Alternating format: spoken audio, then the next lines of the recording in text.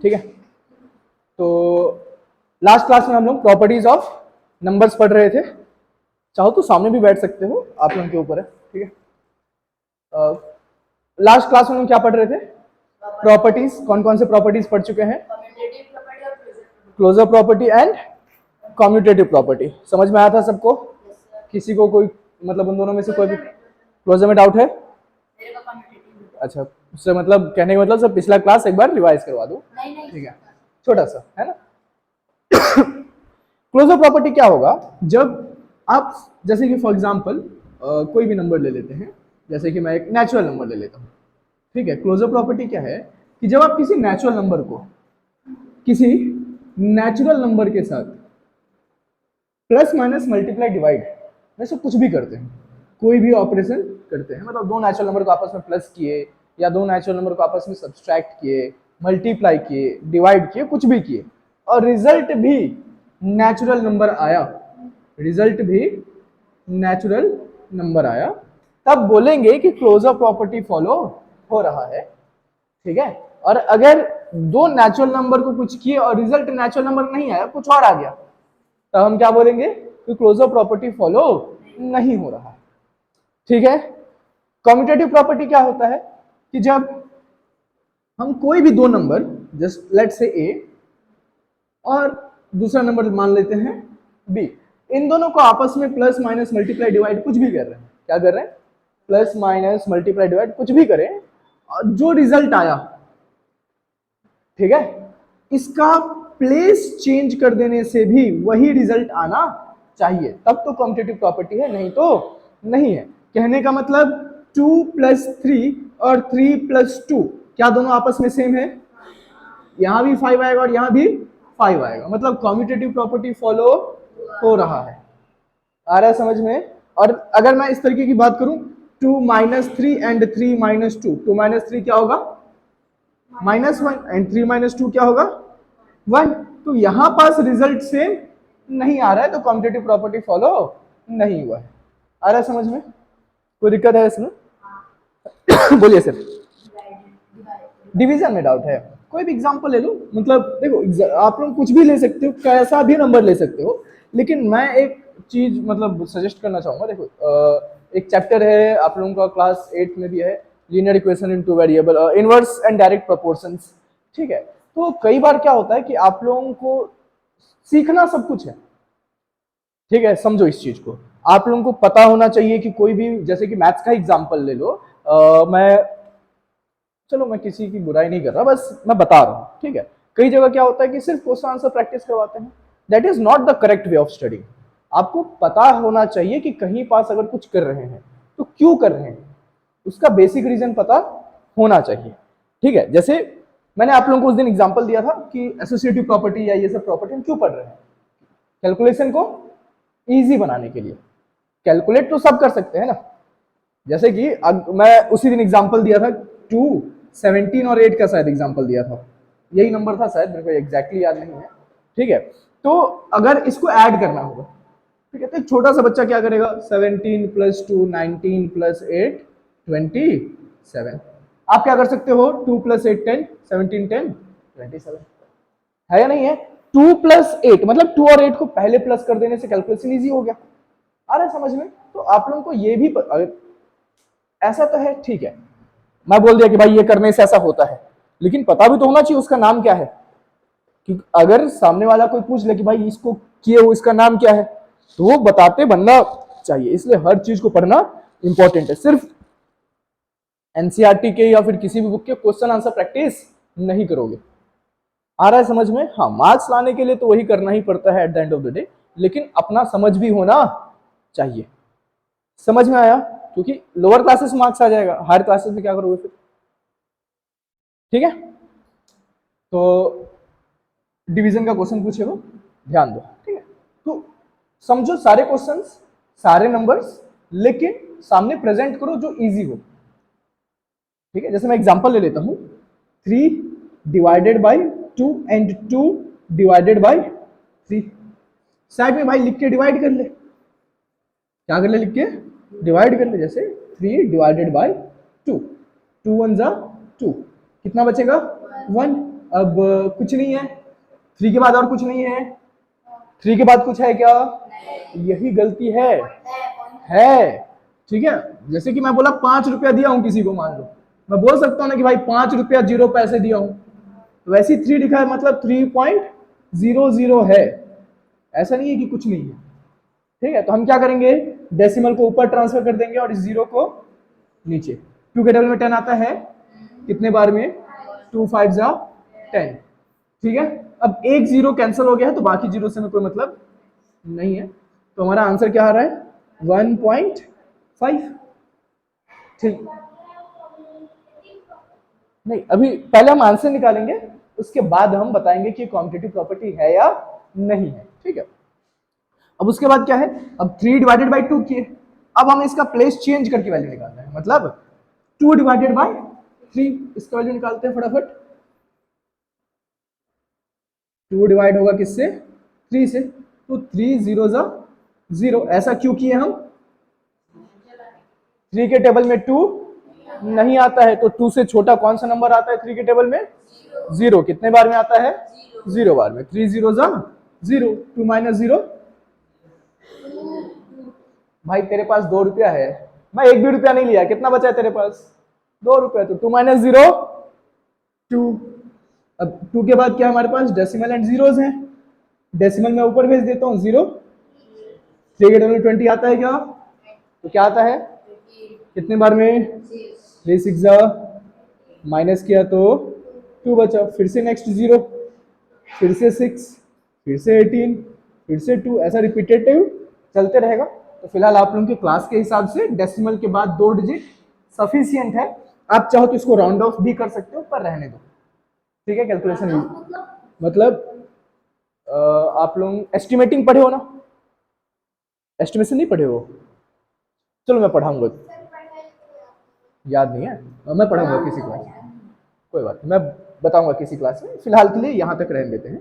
तो रिजल्ट क्या आ रहा है हमारा? 0.66। कहने का मतलब हमने नंबर्स का प्लेस चेंज कर दिया, प्लेस चेंज करने के बाद वैल्यू सेम आया क्या? नहीं आया, मतलब ये कम्यूटेटिव प्रॉपर्टी फॉलो नहीं करता है। आ रहा समझ में? कोई दिक्कत है इसमें? आगे की प्रॉपर्टीज पढ़े।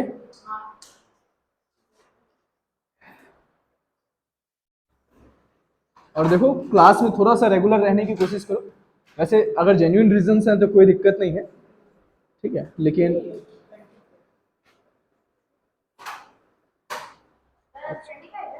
आज 24 है 25 है?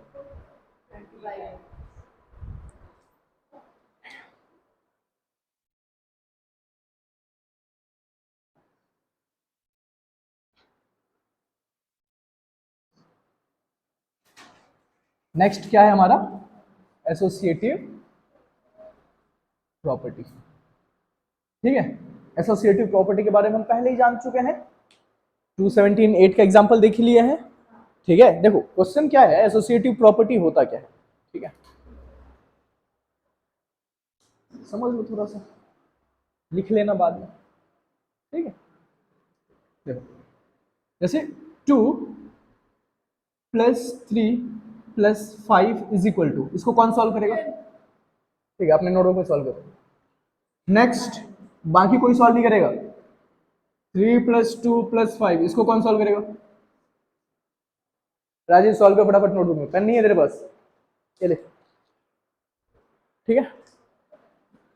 5 प्लस 2 प्लस 3, इसको कौन सॉल्व करेगा? बाकी जो बचे उसको सॉल्व करो फटाफट, जल्दी करो। सॉल्व कर लिया? ठीक है, जो सॉल्व कर चुका है अपना क्वेश्चन वो बाकी सब भी करो सॉल्व, फटाफट करो।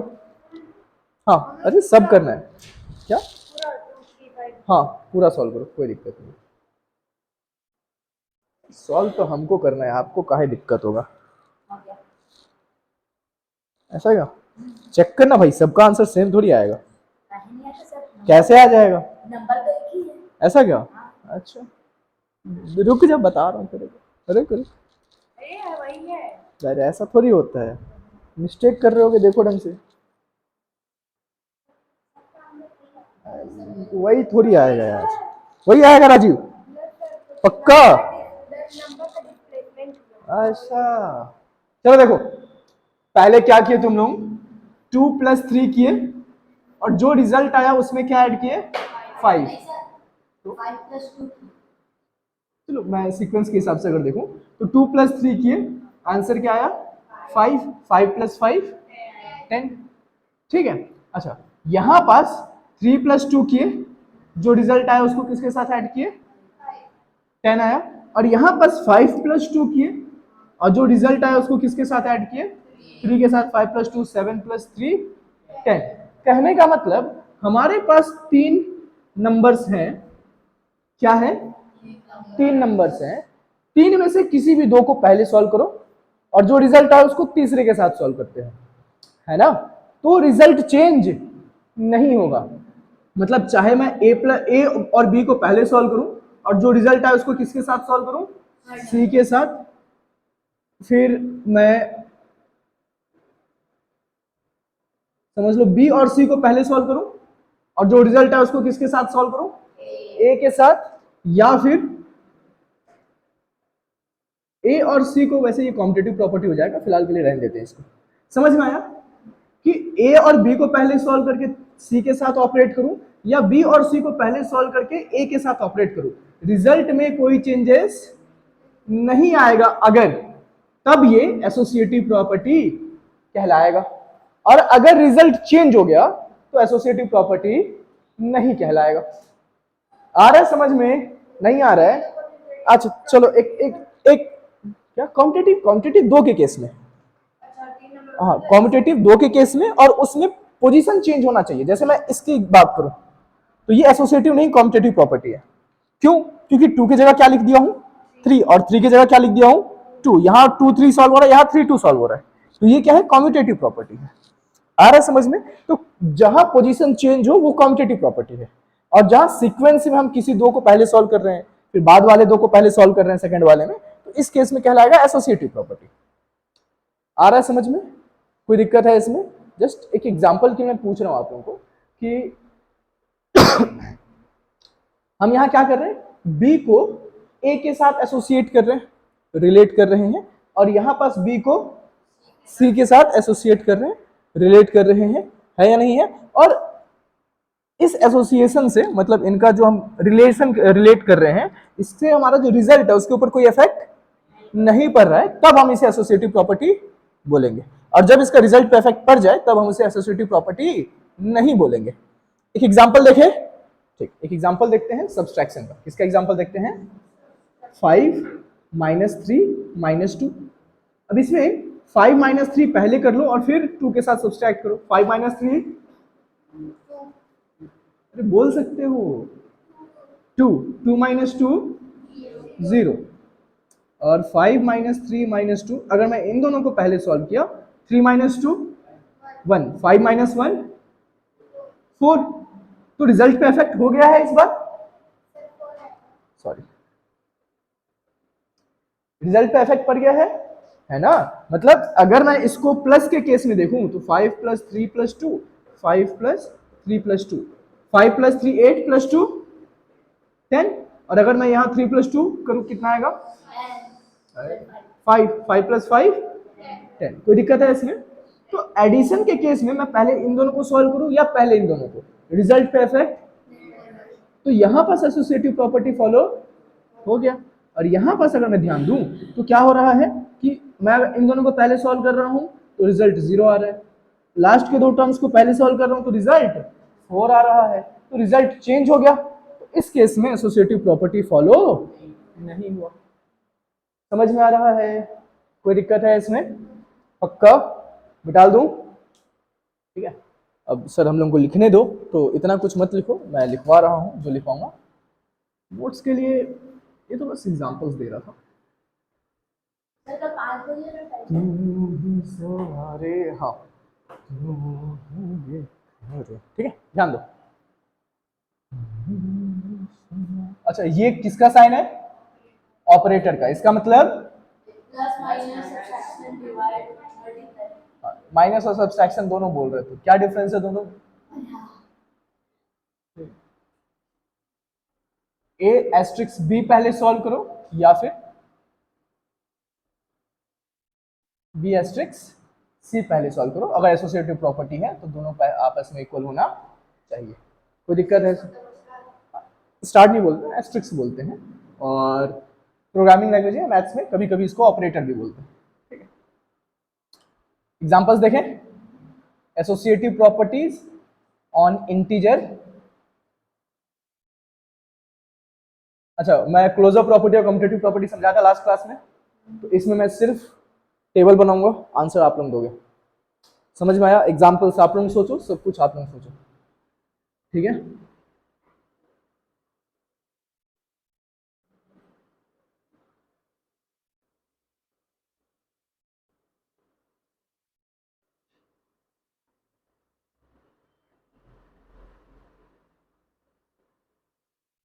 लास्ट क्लास कौन कौन अटेंड नहीं किया था? एक बार वीडियो देख लेना, नहीं समझ में आएगा तो पूछ लेना, मैं एक्सप्लेन कर दूंगा। ठीक है, ऑन इंटीजर अलग होता है? इंटीजर ऑन इंटीजर से कोई दिक्कत नहीं। Associative property on integer sentence बन रहा है, ऑफ लिख दोगे, ऑफ इंटीजर्स।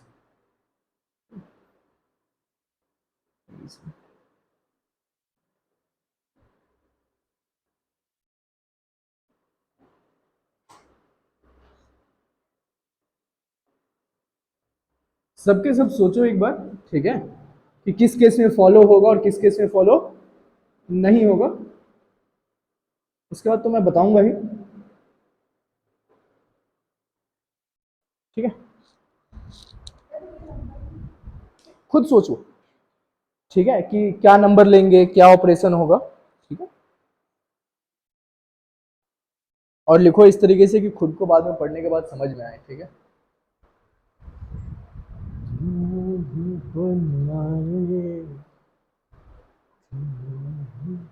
क्या है? हाँ? एडिशन में इतने सारे बोलते हैं, अगर एक भी नहीं हुआ तो नहीं होगा। पूरा ही नहीं हुआ। हाँ नहीं। मल्टीप्लाई का क्रॉस मारना कल एग्जांपल दिया था ना लास्ट क्लास में। ये मतलब वो कर। हाँ हाँ, मैं क्राइम करूंगा तो पूरा फैमिली क्रिमिनल कहलाएगा, सेम। इसीलिए बोलता हूँ बेटा, कुछ भी काम करने से पहले 10 बार सोचा करो, और कभी कभी मत सोचा करो।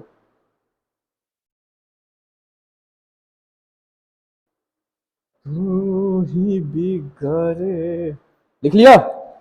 तू ही सवारे।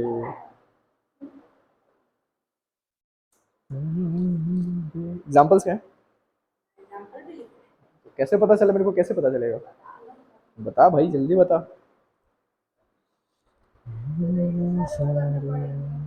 2-3 एग्जाम्पल सफिशियंट है, बस आपको ना देखो, अगर सेलेक्ट करने हैं ना, एग्जाम्पल सेलेक्ट करने के अगर मैं तरीके बताऊं, ठीक है, तो एक एग्जाम्पल ले लो पॉजिटिव का, एक एग्जाम्पल ले लो नेगेटिव का, और एक एग्जाम्पल ले लो जीरो का। ठीक है, अगर ये 3 कंडीशन सेटिस्फाई होंगे तो पॉसिबल है।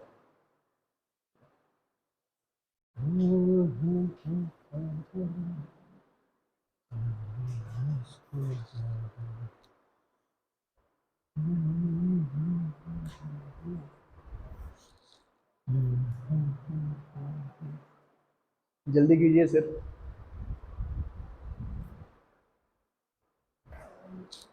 हो गया सर? हो गया?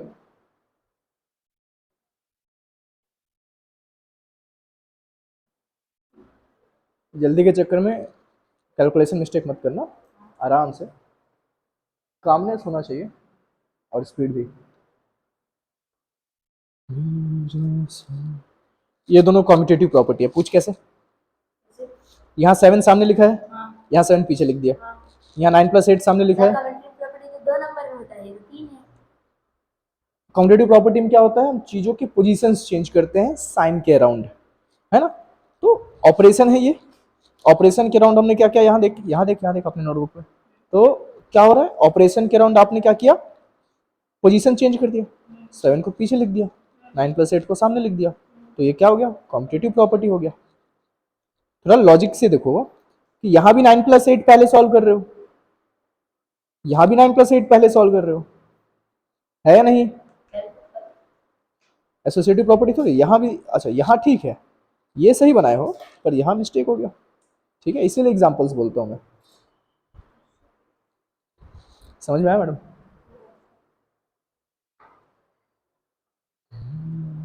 माइनस में नंबर तो वही है, प्लेस से जो माइनस के साथ है। क्या किया देखो, सही है। एसोसिएटिव प्रॉपर्टी है ना, पोजीशन मत चेंज करो। देखो ए की जगह पर ए है, बी की जगह पर सी की जगह पर, हम यहाँ पर क्या कर रहे हैं, ए और बी को पहले ऑपरेट कर रहे हैं, और यहाँ पर क्या कर रहे हैं, बी और सी को पहले ऑपरेट कर रहे हैं। आ रहा है समझ में? कोई मतलब पोजीशन चेंज हमें नहीं करना है। एसोसिएटिव प्रॉपर्टी में पोजीशन चेंज नहीं होता। पोजीशन चेंज किस में होता है? बिल्कुल सही, कॉम्पिटिटिव प्रॉपर्टी। अगर बिना पोजीशन चेंज किए आंसर आएगा तो फिर? अगर बिना पोजीशन चेंज किए, आप जैसे इसकी एग्जांपल लो, तो हम इन दोनों को पहले सॉल्व कर रहे हैं, फर्स्ट टू टर्म्स को, और सेकंड केस में लास्ट टू टर्म्स को पहले सॉल्व कर रहे हैं, ठीक है, बिना पोजीशन चेंज किए। तो अगर फिर भी रिजल्ट सेम है तो एसोसिएटिव प्रॉपर्टी, ठीक है।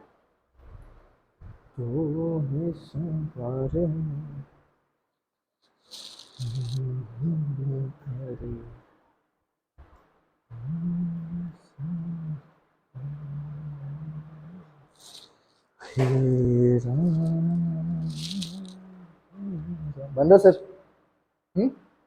कोई भी दिक्कत तकलीफ, दुख? हाँ, दुख तो है सर। अरे सर आप इस टाइम क्लास बुला लेते हो सर, खेलने जाना रहता है ऐसा कुछ? हाँ पक्का? कहाँ खेलते हो तुम लोग? कहाँ खेलते हो? आंसर कर से हाँ पास आश्रय इधर परिसर, इतना बड़ा। तो वहां जाते हैं। कल संडे है ना, कल संडे है, कोई ना। कल रहेगा कोचिंग? आप लोग बताओ, घर में छुट्टी चल रहा है, आप लोग बताओ। अच्छा छुट्टी कर दे सर, छुट्टी कर दे।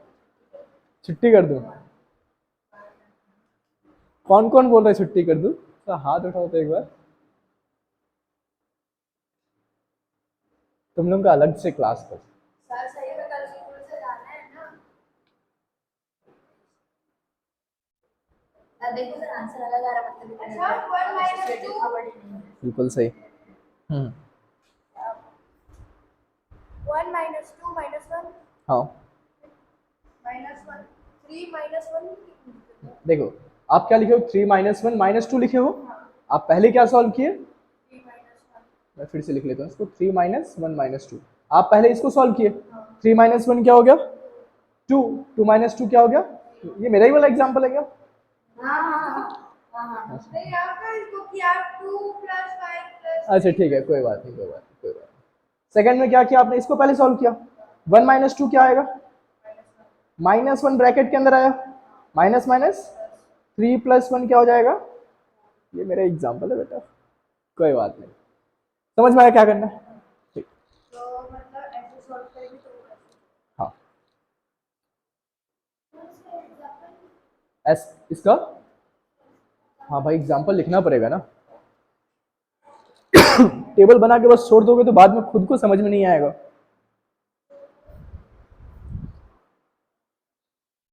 पीछे क्यों कर रहे हो सर, सामने ही करो ना।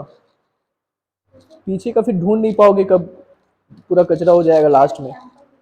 हाँ यहाँ पास लिखो ना एग्जाम्पल को, पीछे मत करो, लास्ट में मिलेगा ना आपको, जब खोल के पढ़ोगे तो मिलना चाहिए ना। बताइए सर, हो गया? कहाँ एग्जाम्पल्स? ये तो बस एडिशन का एग्जाम्पल लिखा है, मल्टीप्लिकेशन का लिखा है, सब्सट्रैक्शन और डिवीजन का कहाँ है sir? Give me reason why associative property is not followed in subtraction. Give me some examples please.